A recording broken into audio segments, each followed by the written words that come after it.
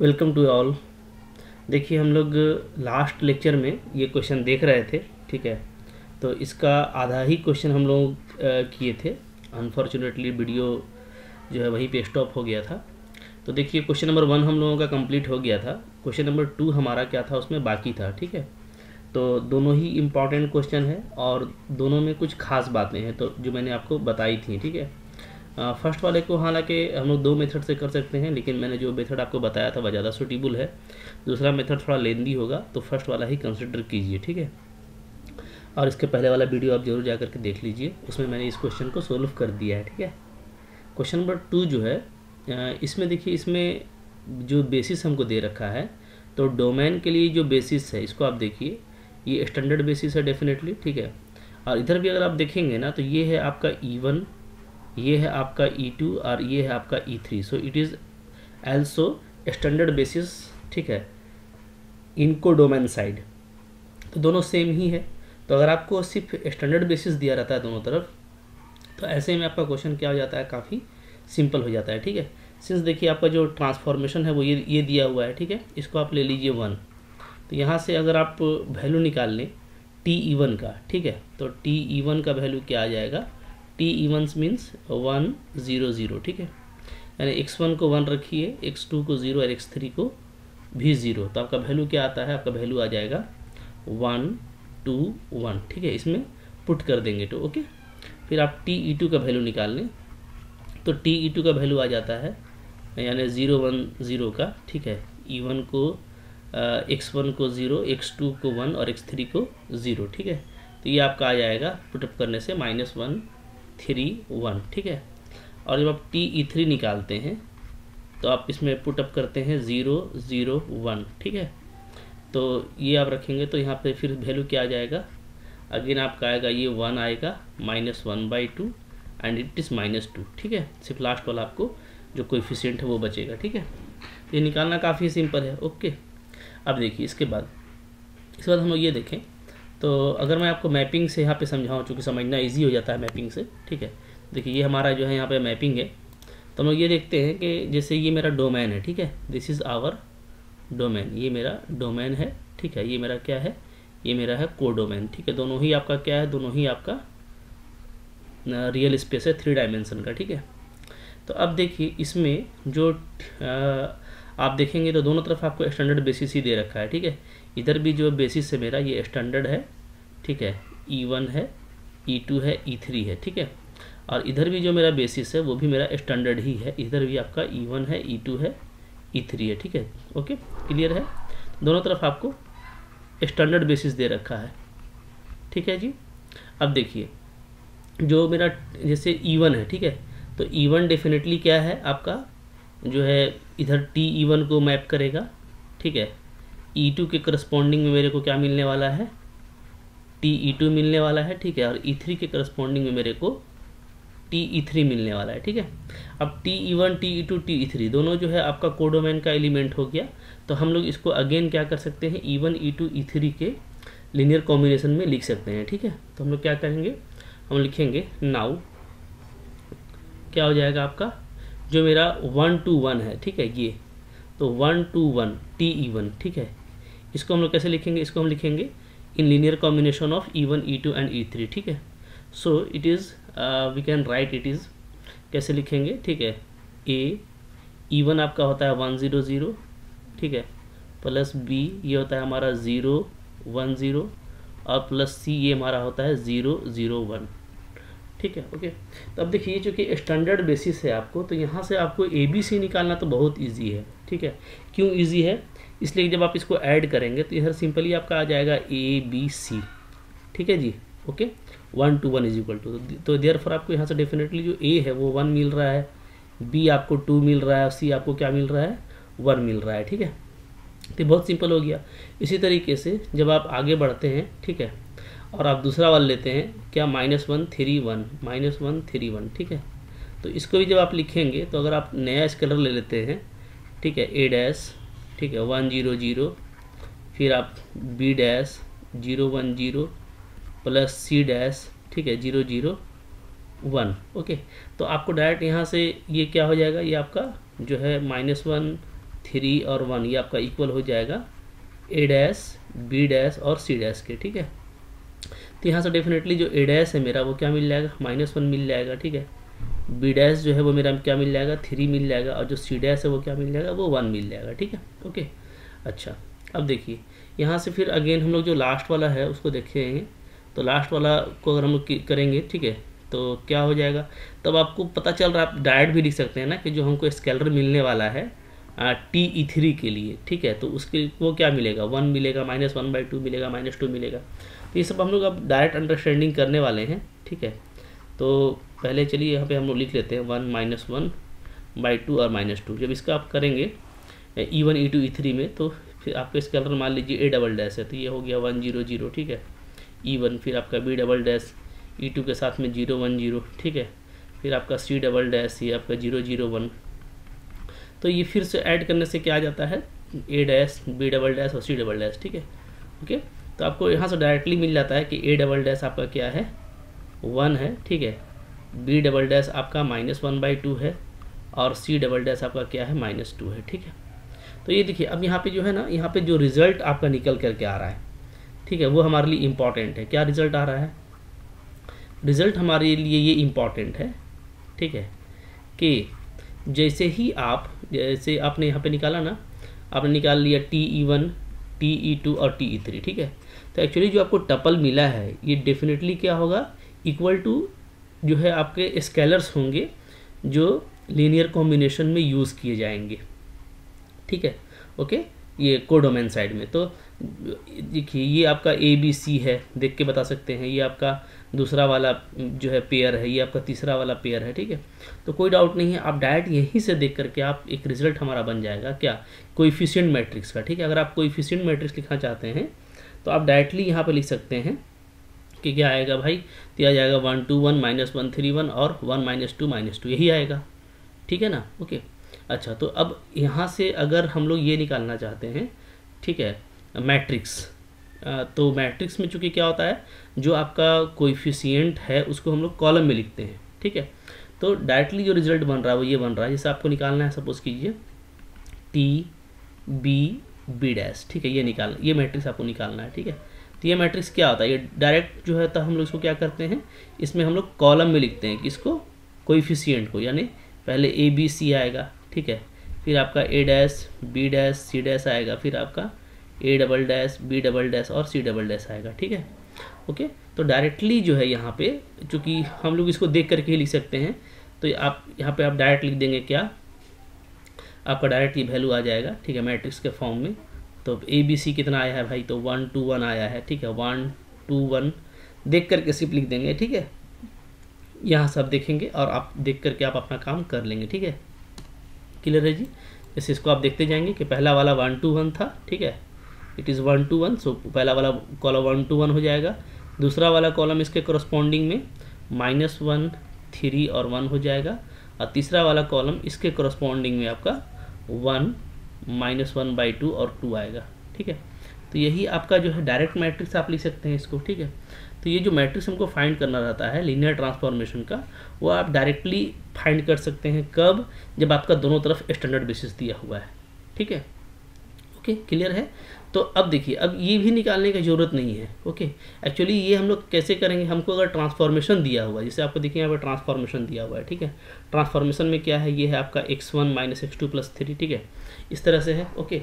तो चलिए आपने यहाँ पे कॉपी कर लिया है, तो मैं यहाँ पे जगह बना लेता हूँ और यहीं पे मैं काम करूँगा, ठीक है, ताकि आपको देखने में काफ़ी मज़ा आ जाए, ठीक है। देखिए, तो मैं थोड़ा सा यहाँ पे जगह बना लेता हूँ, देखिए, तो ये मैंने इसको यहाँ पे थोड़ा बढ़ा लिया, ठीक है।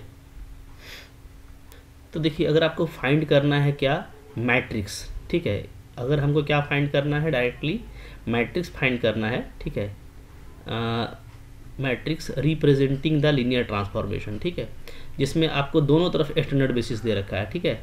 ओके, मतलब कि डोमेन का भी या को डोमेन का भी, एक बात याद रखिएगा, ठीक है, दोनों तरफ आपको क्या है, स्टैंडर्ड बेसिस है, ठीक है। अच्छा, तो अगर ये दोनों है तो बहुत अच्छा रिजल्ट क्या है, रिजल्ट ये है कि आप डायरेक्ट मैट्रिक्स जो है ट्रांसफॉर्मेशन को देखिए और लिख दीजिए, ठीक है। कैसे लिखेंगे, तो आपको सिर्फ कोएफिशिएंट को नोट करना है। देखिए, पहला कोएफिशिएंट क्या है, तो पहला वाला है 1, यहाँ पे भी -1 आ जाएगा, यहाँ पे 1 आ जाएगा, ठीक है। तो 1 - 1 1, तो जब आप टी लिखेंगे, ठीक है, टी बी बी डैश, ठीक है, ये जब आप मैट्रिक्स निकालेंगे तो आप डायरेक्टली कैसे लिखेंगे, तो पहला वाला जो है उसको आप कॉलम में लिखिएगा 1 -1 1, ठीक है, 1 -1 1 लिख दिया, ठीक है जी।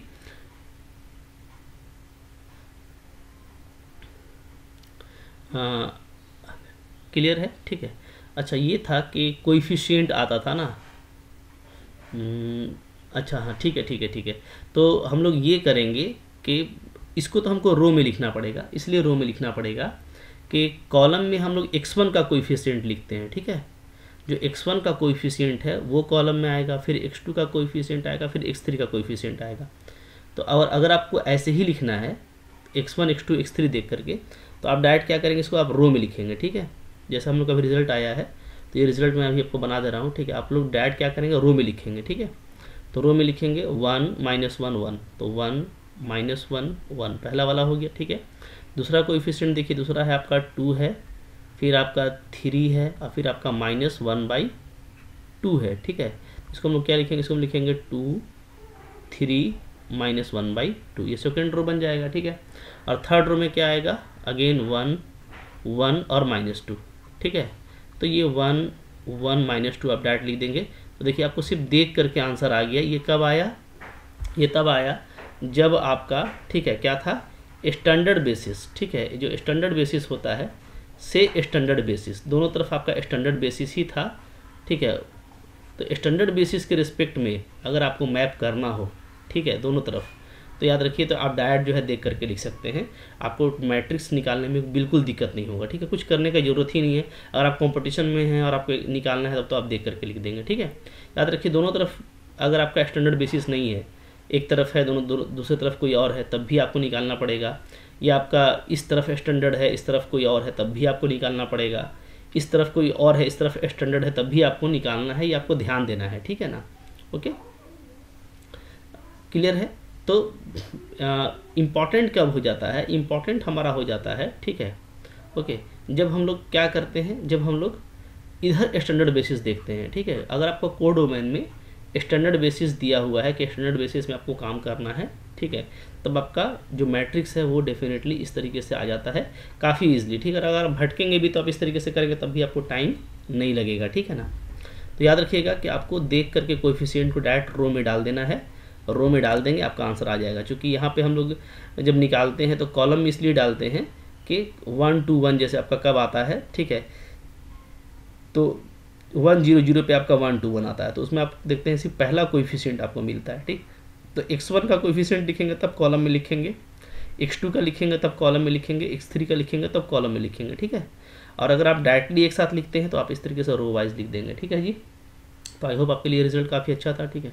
अब आइए हम लोग एक क्वेश्चन देखते हैं, ठीक है, और जितना क्वेश्चन करेंगे उतना हमारे लिए बेस्ट रहेगा, ठीक है। आइए देखते हैं। तो देखिए, ठीक है, जो दूसरा एग्जाम्पल है वो यहाँ पे है। आपको जो है मैट्रिक्स फाइंड आउट करना है, ठीक है, इस ट्रांसफॉर्मेशन के लिए जो इस तरीके से डिफाइन किया गया है, और बेसिस जो है वो ये दे रखा है, ठीक है। इसको हम लोग बी बोलते हैं। सपोज करते हैं मेरा बेसिस बी है, तो चूंकि ये देखिए दोनों तरफ जो है सेम स्पेस है, तो हम लोग कंसिडर करेंगे कि इस लीनियर ऑपरेटर के लिए दोनों तरफ बेसिस हमको सेम लेना है, ठीक है, चूंकि एक ही बेसिस दे रखा है। तो याद रखिए, तो हम लोग देखिए इधर जो बेसिस बी है तो सेम एलिमेंट है इधर भी, और इधर भी बेसिस में आपका सेम एलिमेंट है, ठीक है। अब देखिए हम लोग क्या करेंगे, सबसे पहले जो हमको ट्रांसफॉर्मेशन दिया हुआ है, हम उसका इमेज, हम जो है इन बेसिस के एलिमेंट्स का इमेज फाइंड आउट कर लेंगे अंडर दिस टी, ठीक है। यानी इस टी में क्या हमको मैप मिलता है, ठीक है। चूँकि जो हम लोगों का ट्रांसफॉर्मेशन है वो क्या है, वो टी है, ठीक है। तो डेफिनेटली इस 1 1 के करस्पॉन्ड में क्या होगा, एक हमको जो है T1 1 1 मिलेगा, ठीक है। इसके करस्पॉन्डिंग में हमको क्या मिलेगा, T0 1 0 मिलेगा, और इसके करस्पॉन्डिंग में हम लोगों को क्या मिलेगा, T0 0 1, ठीक है, ये मिलेगा। अब ये आपको ये मिल जाता है, ठीक है। जब हम लोग T1 1 1 फाइंड करेंगे तो x1 को 1 रखेंगे, x2 को 1 रखेंगे, x3 को भी 1 रखेंगे, तो हमको ये मिलता है, ठीक है। लाइक दैट आपको ये और ये मिल जाएगा, ठीक है।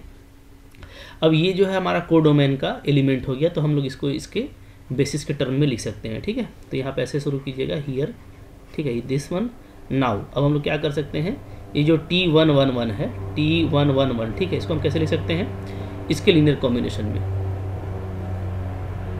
ठीक है। तो T11 को लिखेंगे कैसे, देखिए स्केलर ले लेते हैं हम लोग A, ठीक है, बेसिस का एलिमेंट है 111, फिर प्लस B, सेकंड एलिमेंट है 010, ठीक है, प्लस में C, तो ये आपका आ जाएगा 001, ठीक है जी, क्लियर है। अच्छा, अब देखिए यहाँ से देखिए निकालना काफ़ी इजी हो जाएगा, चूँकि जो है एलिमेंट सबको काफ़ी जो है इजी दिए हैं। तो यहाँ पे देखिए T11 आपका दिया हुआ है 3 3 -1, ठीक है। तो आप देखिए यहाँ पे क्या आ जाएगा, यहाँ पे हमारा आएगा पहला वाला जो आएगा उसमें सिर्फ A ही होगा, ठीक है, दूसरा वाला में सिर्फ A प्लस B होगा, ठीक है, ओके, और तीसरा वाला में क्या होगा, तीसरा वाला में सिर्फ मेरा A प्लस C होगा, ठीक है। तो देखिए यहाँ से निकालना काफ़ी इजी है। हम यहाँ से देखेंगे कि देयरफॉर क्या हो जाएगा, अगर A को निकालें तो A मेरा फर्स्ट टपल है 3, ठीक है। अच्छा, अब देखिए फिर A प्लस B आपका क्या है, सेकेंड टपल, ये भी 3, तो यहाँ से हमको B क्या मिल जाता है, B मिल जाता है 0, ठीक है। और A प्लस C जो थर्ड टपल है वो क्या है, वो है -1, तो यहाँ से हमको C क्या मिल जाता है, C मिल जाता है -1 - A, ठीक है, यानी -4 मिल जाएगा, कि A आपका 3 है, ठीक है। तो हमको जो पहला जो था, याद रखिए, हमको जो पहला है ABC, ठीक है, ये हमको मिल जाता है डायरेक्ट, क्या लिखेंगे इसको हम लोग 3 0 और -4, ठीक है, क्लियर है, ठीक है। अच्छा, अब देखिए इसी तरीके से हम लोग सारा काम करते जाएंगे तो हमको सब कुछ मिल जाएगा, ठीक है ना। तो आप इसको बोल सकते हैं, डायरेक्ट भी कर सकते हैं, अगर आपको थोड़ा फास्ट वे में करना है तो हम लोग देखिए सिमिलरली यहाँ पे अप्लाई कर लेंगे। सिमिलरली अगर आप करेंगे, ठीक है, तो आप ऐसे कर सकते हैं, जैसे इसको देखिए, इसको हम लोग ऐसे लिख देंगे ना कि ये क्या मिला हमको, मिला ये कोऑर्डिनेट वेक्टर मिला TB, ठीक है। तो TB को ना तो हम यहाँ पे ऐसे लिख सकते हैं कि ये क्या मिला, ये मिला हमको T111, ठीक है, रिलेटिव टू बेसिस B। तो ये जो मैट्रिक्स हमको मिला, इसको हम मैट्रिक्स कॉलम के रूप में लिखते हैं, पता है आपको, तो ये है 3 0 और -4 है, ठीक है, 3 0 और -4 यही है, क्लियर है। तो अब देखिए यहाँ से आपका काम करना जो है वो काफ़ी इजी हो जाएगा, ठीक है। आप इसको देख करके बहुत अच्छे से लिख सकते हैं, ठीक है, क्योंकि देखिए 3 था, फिर 3 था और फिर -1 था। तो अगर हम लोग इससे कंपेयर करें तो पहला वाला 3 है, दूसरा वाला मेरा 0 है, ठीक है, और जो तीसरा वाला है, तीसरा वाला क्या है, तीसरा वाला है हम लोगों का -4, ठीक है। तो -4 कैसे आया, तो असल में इन दोनों को क्या किया गया है, इसमें जो है -1 -3 कर दिया गया है, तो -4 आ गया है, ठीक है ना। एक तरीका ये है, इसी से अगर आप उठाना चाहते हैं, क्योंकि देखिए हम लोग बारी बारी से लिख करके तो काम कर लेंगे, ठीक है, जो आपके लिए इजी होगा, लेकिन अगर आप सिमिलरली लगाना चाहते हैं तो सिमिलरली वाला काम भी आप बहुत ईजिली कर पाएंगे, ठीक है। जैसे मैं आपको बता रहा हूँ, दोनों तरीका मैं आपको दिखा रहा हूँ, ठीक है। जैसे आप लिखना चाहते हैं सेकेंड वाला 010 का, ठीक है, रिलेटिव टू बेसिस B, तो देखिए कैसे लिखेंगे आप, बस ना देखिए, आपको एग्जाम का ट्रिक बता रहा हूँ, ठीक है, बहुत ईजी हो जाएगा। तो आप देखिए इस पर फोकस कीजिएगा 201 पे, ठीक है। तो पहला वाला क्या है, सेम रहेगा, यहाँ से भी आप देख सकते हैं पहला वाला देखिए सेम था, ठीक है। दूसरा वाला, तो दूसरा वाला में याद रखिए कि आपको जो A प्लस B है वो 0, वो आपको सेकेंड टपल मिलेगा, यानी 0 मिलेगा, ठीक है, ओके।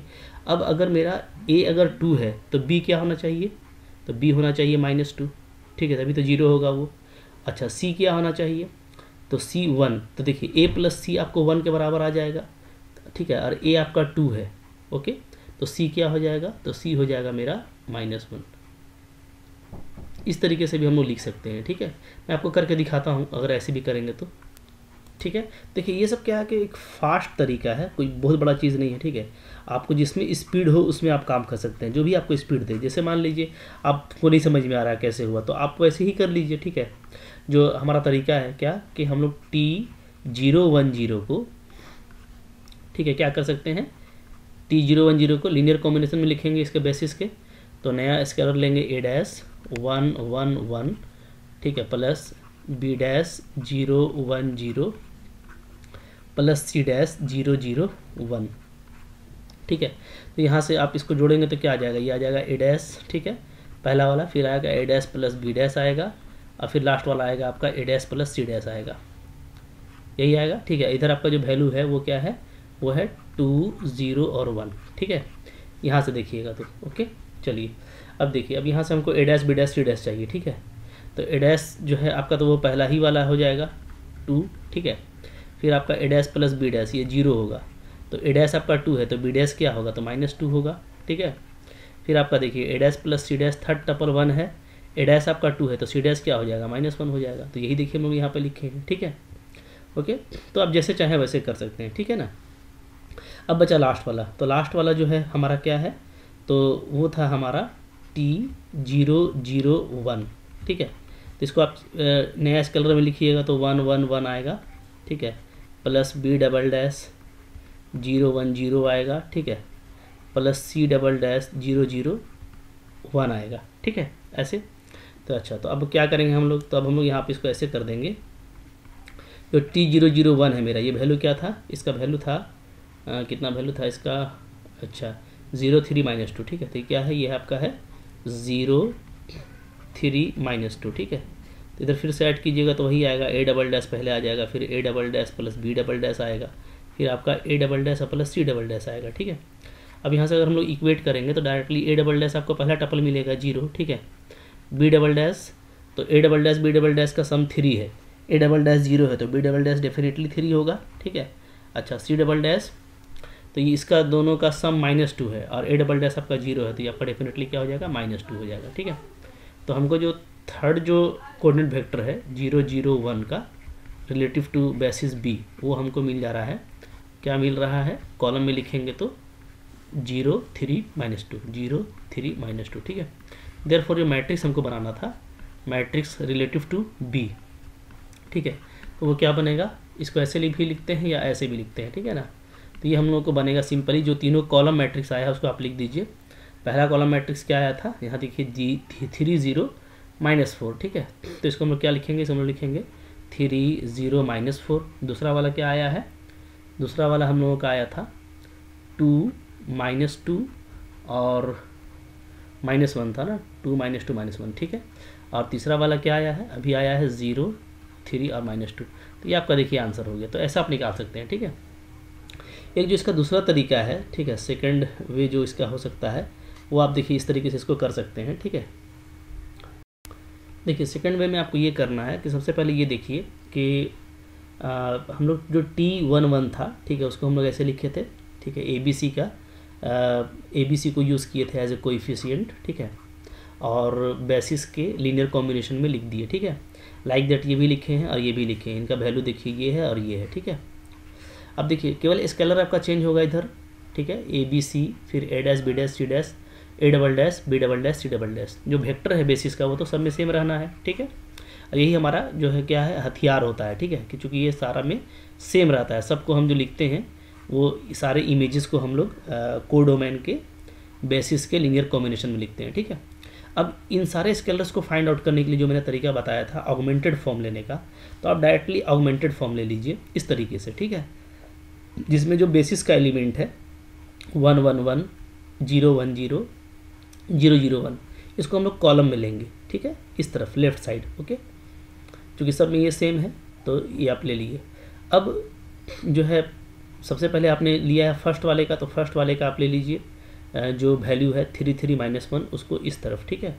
फिर सेकंड वाले का 201 इस तरफ और 0 3 -2 इस तरफ, ठीक है, क्लियर है।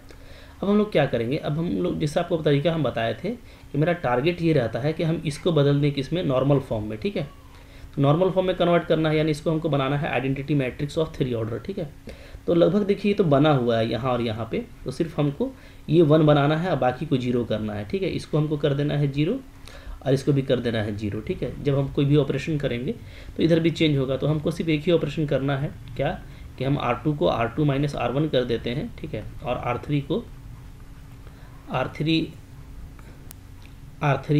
R1, ठीक है, कर दिया। चलिए तो देखिए क्या हो जाएगा, तो डेफिनेटली इससे आपको फ़ायदा हो जाएगा फ़ौरन ही, दिस बिकम्स इक्विवेलेंट टू, ठीक है। अब हमको जो मैट्रिक्स मिलेगा वो ये 1 0 0 ही मिलेगा, ये आपका 0 1 0 हो जा रहा है, ये 0 0 1 हो जा रहा है, ठीक है। अच्छा इधर भी चेंज होगा, तो R1 तो आपका वही है 3 2 0, R2 चेंज करके R2 - R1 करेंगे तो 0 होगा, -2 होगा और 3 होगा, ठीक है। और इधर R3 में R1 को माइनस करेंगे तो ये आपका हो जाएगा -4 it is -1 and it is -2, ठीक है। ये हो गया। अब आपका देखिए, अब आपका ये फ़ौरन से चूँकि ये I3 में आ चुका है, ठीक है, तो अब आप क्या करेंगे, अब आप डायरेक्टली यहाँ से आप कलेक्ट कर लीजिए यही जो मैट्रिक्स है, ठीक है, ये जो मैट्रिक्स है ना, ये वही मैट्रिक्स है जो आपको फाइंड करना था। This is the answer. तो ये आपको बैठा बैठाया मिल जाता है, ठीक है, ये आपको तुरंत आंसर मिल गया। आप कह सकते हैं कि जो T रिलेटिव टू B हमको मैट्रिक्स चाहिए था, यानी कलेक्शन ऑफ स्केलर्स, वो आपका देखिए यहाँ पे कॉलम में लिखा हुआ आ गया है। ABC कितना है 3 0 -4, A dash B dash C dash कितना है 2 -2 -1, और A double dash B double dash C double dash है 0 3 -2। तो देखिए डायरेक्टली आपको ये मैट्रिक्स मिल जाएगा, मतलब इसको उठा के आपको रख देना है सिर्फ, ठीक है। तो ये मेथड भी देखिए, असल में हमको क्या है ना, स्पीड लेना है एग्जाम में, ठीक है। तो स्पीड लेने के लिए आप जो भी टेक्निक अपनाएं, तो इसमें एक ऑगमेंटेड फॉर्म जो है ये बहुत बड़ा हथियार है, क्योंकि आप एक्चुअली CSIR का तैयारी कर रहे हैं, या आप गेट का तैयारी कर रहे हैं, या IIT JEM का कर रहे हैं, तो भाई आज के डेट में कंपटीशन बहुत मुश्किल है। तो आपको टाइम कंज्यूमिंग, ठीक है, मेथड नहीं चाहिए, है ना, आपको चाहिए स्पीड एंड एक्यूरेसी भी होना चाहिए और स्पीड भी होना चाहिए, ठीक है। एक और मेथड मैं आपको बता देता हूँ, हालांकि वो पहला ही मेथड होगा एग्जैक्टली, लेकिन थोड़ा सा आपको वो एक स्पीड प्रोवाइड करता है, ठीक है। देखिए कैसे करेंगे। तो देखिए थर्ड जो वे है, तीसरा तरीका में हम लोग ऐसा करेंगे कि कोई भी आप आर्बिट्ररी एलिमेंट ले लीजिए XYZ, ठीक है, डोमेन का। तो डेफिनेटली जो उसका इमेज है अंडर T वो क्या हो जाएगा, वो कोडोमेन का एलिमेंट होगा, और फिर हम उसको कोडोमेन के जो बेसिस है उसके लीनियर कॉम्बिनेशन में लिख सकते हैं, ठीक है। तो टारगेट है कि हम स्केलर ABC को पहले देख लें जनरली क्या आता है। तो देखिए यहाँ से इस तरीके से हो जाएगा। तो यहाँ से आपको जो ABC आ रहा है, A क्या आ जाएगा, A तो आपका x+2i ही आ जाएगा, ठीक है। A प्लस B हमारा क्या है, सेकेंड टपल 3z है, तो यहाँ से B आपका हो जाएगा 3z माइनस A, यानी ये हो जा रहा है 3z minus x minus 2y, ठीक है। अच्छा, फिर A plus C, third tuple जो है वो क्या है, y माइनस 2z है, तो यहाँ से आपका जो C हो जा रहा है वो हो जा रहा है y minus 2z minus A, ठीक है, यानी ये आपका आ जा रहा है y minus 2z minus x minus 2y, ठीक है। तो यहाँ से ये हो जा रहा है आपका -x minus y minus 2z, ठीक है, ये हो जा रहा है। ओके, तो इस तरीके से हम लोग ये कह सकते हैं देयरफॉर जो कोएफिशिएंट मैट्रिक्स है, ठीक है, TXYZ, ठीक है, रिलेटिव टू बेसिस B, तो ये हमको क्या मिल रहा है, तो ये हमको मिल रहा है, ठीक है, अगर हम इसको कॉलम में लिखते हैं, ठीक है, ABC को, तो पहला x है, x+2y है A आपका, ठीक है, फिर आपका B है 3z minus x minus 2y, और आपका C है -x minus y minus 2z, ठीक है, ये ओके। अब ये हो गया। अब देखिए, अब हमको क्या करना है, अब हमको देखना है कि हमको किस किस के लिए T का वैल्यू चाहिए। तो हमको डेफिनेटली जो डोमेन का जो बेसिस है वो भी यही है 1 1 1 0 1 0 और 0 0 1, तो हमको इसी के लिए चाहिए। तो आप निकालते जाइए आराम से, ठीक है। तो आप निकालते हैं अगर 1 1 1 का, ध्यान दीजिएगा यहाँ पे, ठीक है, अगर आप निकालते हैं क्या 1 1 1 का, ठीक है, रिलेटिव टू बेसिस B, ठीक है, तो आपको क्या करना है, x को भी 1 रखिए, y को भी 1, z को भी 1, क्या मिल जाएगा, तो ये हमको मिल जाता है 3, ठीक है, 3 माइनस 3 0, और -1 -1 -2 -4, ठीक है, पहला मिल गया भैया। चलिए फिर आप निकालिए T 0 1 0, ठीक है, relative to same basis B। अब आपको क्या करना है, x को 0 करना है, y को 1 और z को 0, तो ये आपको मिल जाता है 2, ठीक है, फिर आपको यहाँ पे मिल जाता है -2, और इसमें आपको मिल जाता है -1, ठीक है जी। अच्छा, एंड और लास्ट वाला निकाल लीजिए T 0 0 1 relative to basis B, ठीक है। तो अब आपको x को 0, y को 0, z को 1, तो पहला वाला 0, ठीक है, ये 3 आ जाएगा, यहाँ पे आ जाएगा -2, ठीक है। तो अब देखिए तीनों कॉलम आपको मिल गया है। तो इन तीनों कॉलम को मिला करके आप अगर जो T खींचेंगे तो आपको जो मैट्रिक्स T चाहिए रिलेटिव टू बेसिस B, वो आपका क्या आ जाएगा। तो तीनों कॉलम को लिख दीजिए, 3 0 -4 पहला कॉलम, दूसरा आपका 2 -2 -1, तीसरा 0 3 -2, ठीक है। तो ये असल में देखिएगा तो जो आपका फर्स्ट मेथड था वही है, ठीक है। लेकिन कभी कभार इसको भी आप यूज कर सकते हैं अगर आप थोड़ा फास्ट जाना चाहते हैं तो, ठीक है।